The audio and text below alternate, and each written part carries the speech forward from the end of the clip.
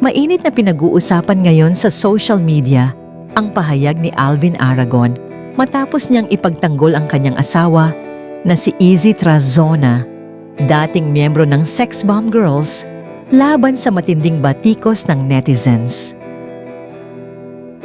Ipinaliwanag ni Alvin na ang mga paniniwala ni Izzy ay nakabatay umano sa kanilang relihiyon at sa mga nakasaad sa Biblia.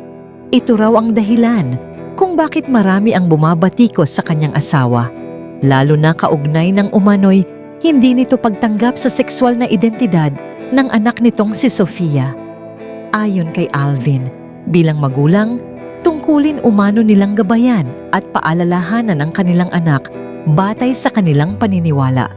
Dagdag pa niya, handa niyang akuin ang lahat ng batikos mula sa publiko upang mabawasan ang sakit na nararamdaman ng kanyang asawa. Sinabi rin ni Alvin na nasasaktan siya sa nakikitang pag-iyak ni Izzy dahil sa mga bashers, kaya mas pinili niyang siya na lamang ang tumanggap ng galit ng netizens.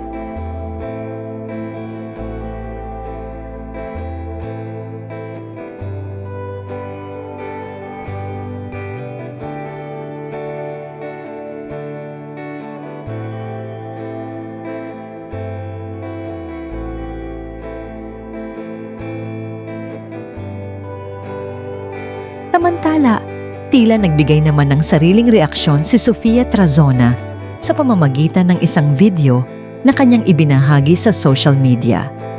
Makikita siya sa isang beauty salon na may caption na, "Para pretty haharap kay Lord," na umani ng iba't ibang reaksyon mula sa publiko. Marami sa netizens ang nagpahayag ng suporta, pagmamahal at paghanga kay Sofia at hinikayat ang pag-unawa at pagtanggap sa gitna ng kontrobersya. Sa ngayon, patuloy na pinag-uusapan online ang isyong ito na nagbukas ng mas malawak na diskusyon tungkol sa relasyon ng pamilya, paniniwala at pagtanggap.